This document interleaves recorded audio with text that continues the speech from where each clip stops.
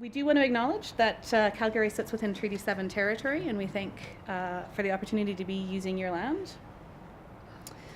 So our project was the Cooperative Innovation Project. It ran for about 18 months, from the middle of 2014 to the end of 2015. It was funded by Federated Cooperatives Limited, and we have our final reports are published online and they're open access. So we do encourage anyone who's interested in our research to go on and have a look at that. We have community reports that we published online, and the project was set up to be led by a principal investigator and a project management group. And we had two main research questions that we were looking into, and the questions were, is the co-op model feasible in rural and Aboriginal communities in Western Canada? And if so, what is needed to inspire those communities to explore and create cooperatives that thrive? We just want to quickly cover a couple of our key themes, and there are more, and you can find them all online. But of course, we know, and those of you who've worked in co-ops for a long time know this, communities have different strengths, weaknesses, and needs. And robust co-op development is active, it's lengthy, it's a political process. Of course, it's all face-to-face consultation. There are political and cultural implications to co-op development. There are community gatekeepers and catalysts, and they are both very critical elements.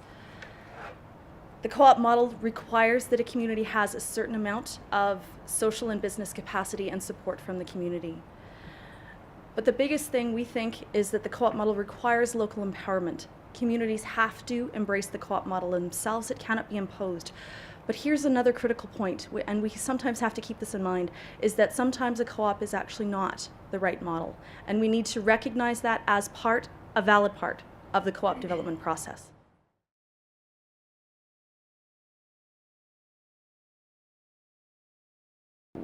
I grew up in the Arctic Canada, which is in the central part of the Arctic. It's in the Cambridge Bay. Who's heard of Cambridge Bay? So in that area. So a lot of the similarities of what various things that Indigenous communities go through, we went through the same thing in the Arctic. So that's, I now work for Arctic Cooperatives, which is in a home office in Winnipeg. And so to travel to the Arctic Canada from here to my home community, that would be about 7 hours air travel into the, still being in Canada. So this is very remote area. The community, just like any other rural communities, it's just the biggest difference into the Arctic Canada is the fly-in communities. That's the only transportation that we can go into these communities. So one of the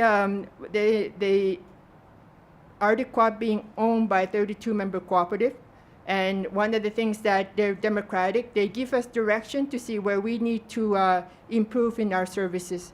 And Arctic Cooperative is a technical services anywhere from human resources to IT to financial statements to payroll. So that's provided through the Arctic Cooperative system, which is based in Winnipeg. As much as we have a system in place, it works well for us. There are some challenges that we actually, the members want us to improve. It could be from the management training. High cost of living is another challenge through these remote communities, and it's 3 times to 4 times as much as doing business in the Arctic. The highest cost for us is transportation to the Arctic. Anywhere from airlines we use, sea, and annual resupply, which is once a year. That's actually transported through from Montreal into the remote communities, anywhere to the Hudson's Bay area, which is on the west side, and to the Baffin Island, to the Central Arctic. That's where the annual resupply is. So the retail operation into the communities have warehouses that stores the products for an entire year. The co-op model itself works well for the people in the Arctic. We have democratic structure. Board of directors are elected from the members in the community. We have the annual resupply. We follow the 7th principle, the ICA principle, so that model works in that sense. One of the good practices is that the governance is something we tend to try to work to improve from the governance structure. When you imagine being a board member from the community and the decisions that you have to make for the people, what's the best practice to Everybody's related, everybody knows each other. So one of the things is trying to implement policies. This is one thing that it could be a huge challenge from that perspective. But again, we follow them, we give directions from that perspective. One of the things that Arctic Cooperative, we have to try to make sure that we're not there to impose. It's just to find the technical expertise from that perspective. Mary, you were actually the only one of all the panelists who didn't touch on politics. I'm just wondering if that is an issue that comes up in and around Arctic cooperatives. You're the only one that didn't mention that as something to be paying attention to in Indigenous communities. In the community level, politics is alive, and I think we all know that. But from the governance perspective from Arctic Cooperative, I think we have a very strong balance in that sense, that to try to walk away agree upon various areas. And I think from being around for 50 years, I think that made a big difference in the earlier stage, because in the earlier, when the cooperatives were being established 50 years ago, we had strong leaders that was very focused to make sure that they were not going to go off the tracks in this area. So I think it made a huge difference in the earlier stage. But in the community level, yes, it is very political.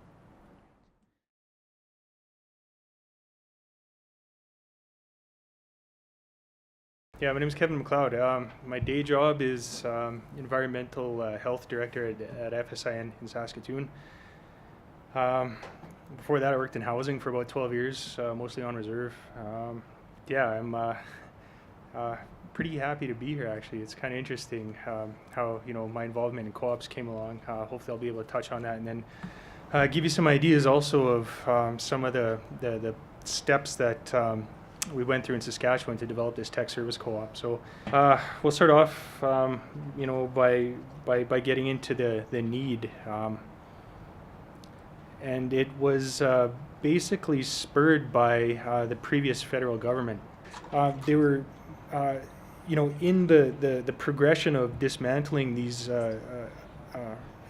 relationships with First Nations. Saskatchewan was right in the crosshairs because second level service delivery had always been performed by the tribal councils. That's a role that was delegated to them by the bands, and actually INAC had a big role in setting this up. But yeah, they were looking at models like OFN, TSC, and TSAG, and thinking that that's the way everyone else should move. So how do we get over that? So seeing that the writing was on the wall, I held some meetings with with the tribal council, tech service people, and they were they could see it, and that's kind of where it sat for a little while. I was I kind of banged my head up against a wall until out of desperation I went to a meeting of all the health directors, and usually I would stick with the housing guys. Those are my people.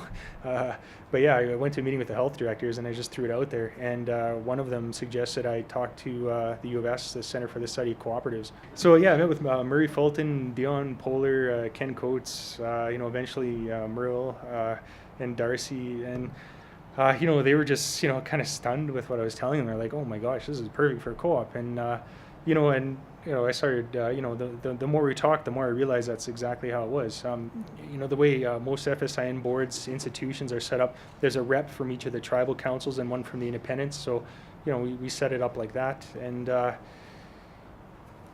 all of a sudden, it respects the autonomy of the First Nations, it respects the autonomy of the tribal councils.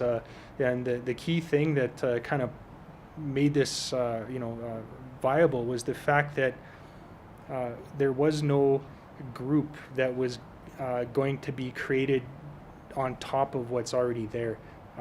The tribal councils, the First Nations, are the group, and we've already getting calls to work on water treatment plants, that kind of thing. So to be able to formalize arrangements through our tech service co-op with the RMs, it's going to be a huge opportunity. You look at the demographics too in Saskatchewan. I'll just end with this. We are at a point where we really need to start creating opportunities for First Nations.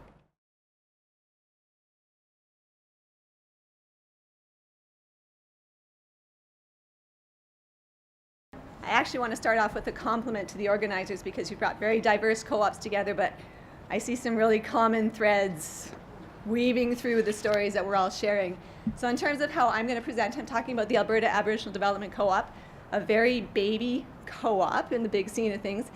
So we created what's known as the Alberta Aboriginal Development Cooperative, and what we want to do is develop business opportunities which, in the opinion of the Board of Directors, will advance the economic, social, and environmental needs of First Nation and Métis people throughout Alberta. Now, we've had to take time to pause. We put forth a $150,000 grant application to Aboriginal Relations, and they denied it. And in their words, it was because we required more community support, and we also required more focus. We think there might have been a little bit of lack of cooperative understanding, and certainly the economic climate in the province has changed. So we've taken some new directions. First of all, we need to define, and Art will talk about this more, is our definition of community for this co-op is not a physical location. We're looking at a community of Aboriginal entrepreneurs. We also needed to narrow our focus, so what we've done is separate some of our poles. So instead of trying to pursue all three of those, we're going to look at Aboriginal competitiveness, and again, Art will talk about this, but also renewable energy. So these poles will develop a little bit separately, but we're certainly going to try to support them together. And we're also going to try to have small successes and work on educating our provincial government a little bit more about co-ops. We've pulled from the Alberta Community and Cooperatives Association. We've had many conversations with Arctic. We were supported by Cooperatives and Mutuals Canada. That is critically important. And this cooperative development takes time and it takes patience. But like all good things, it's worth the wait. So I really recommend and thank you for the support that we've received along the way.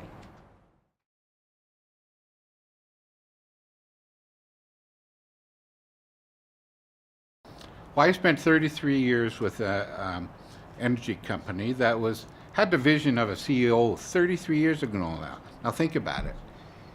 He reached into my community as an Aboriginal person, and he wanted more Aboriginal people working for him. So he recruited us 33 years ago. There's no, where Indians were still invisible. I like that new word now. They were still invisible to our society. So I got on and became a corrosion technologist. But also I was the only Indian that they had in northern Alberta when they ran into an Indian issue. So guess who got to deal with that? So a whole career 20-some years ago became an Aboriginal, or back then was a Native liaison practitioner. And one of the part of his vision was he wanted more Aboriginal businesses to be doing business with the corporation. Very, very future thinking. And so he said, we have a lot of opportunities out there, but we don't get any Aboriginal contractors bidding on work. How come? So is a lot of us who live in Aboriginal communities have a lot of relatives, and I had one who was a contractor. So I went to him, and the wisdom back then was the playing field was not equal. I'm not able to get the same level of financing. I'm stigmatized by being identified as an Aboriginal contractor. Even a key firm that they had to deal with had an FBI file, and that was full-blood Indian file, which automatically put them at a higher risk of being able to do business with. So it really came clear that the playing field wasn't equal. So how can you expect them to put in a competitive bid in that environment? So our CEO, when we sat down, struggled with it, and our CEO said, well, we'll just equal playing field. We'll have set-aside contracts for Aboriginal contractors only. And back then it was quite a significant decision, because the lawyers said, well, it's contradicting contract law. You can't do that back then. And the CEO said, well, let's take it to court and see what the challenge was. The ruling ended up being that the practice was discriminatory, but the benefit was demonstrated far outweighed the harm. So we were able to continue with that practice. Again, that was on an individual single vision of inclusion. Being raised on Army bases, it's a co-op environment in a lot of elements. And I really fostered that. And when I got exposed to the movement more and more, I said, this would work for Aboriginal entrepreneurs. They could really work out to be identified as a community among themselves, but still maintaining the neutrality and the support of individual and the diversity within an environment of being able to have a voice, I guess, in a lot of the changes that they're faced with. And there will be a lot more challenges, and really different challenges for Aboriginal entrepreneurs as Canada goes forth and developing strategies on how to work with their Indigenous peoples.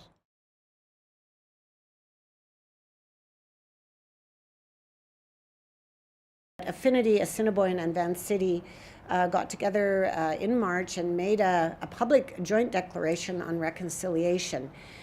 All three of our credit unions have had a long history working and supporting Indigenous entrepreneurship and supporting the economic and social development in Indigenous communities. So this is part of our statement that we announced at the Reconciliation Canada's dialogue in Winnipeg in March. And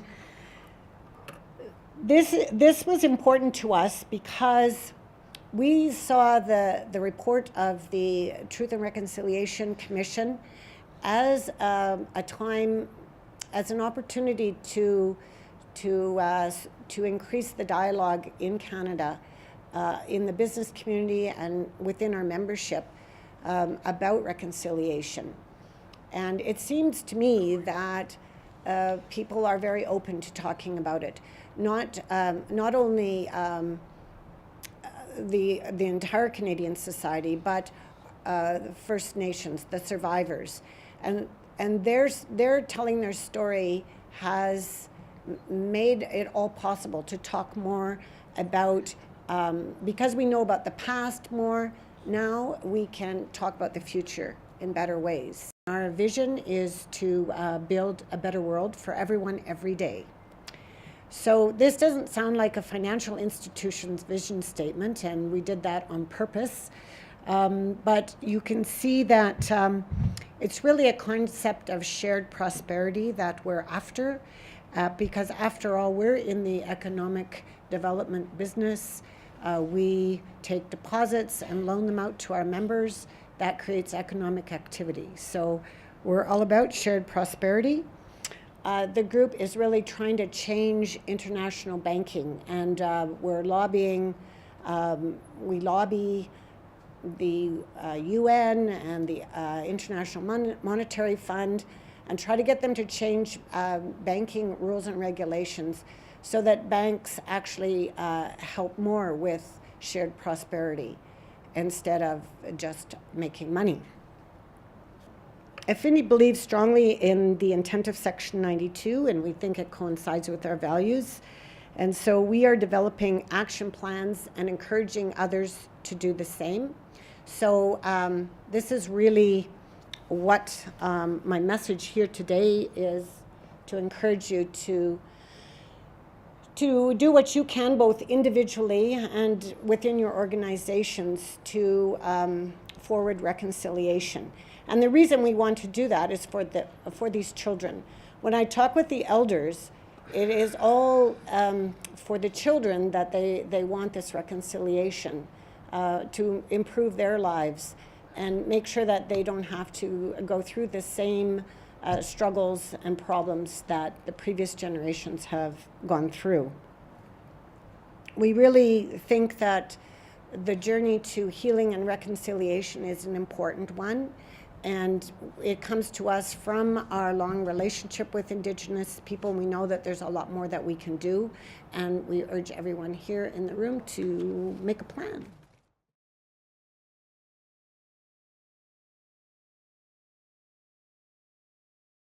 My name is Lacey. I'm with the Alberta Community and Cooperative Association, and I pride myself on telling the co-op story. And so I'd like to know from our panelists, how can we as a co-op sector do a better job of celebrating the successes of how the co-op model has empowered Aboriginals and is making a big difference?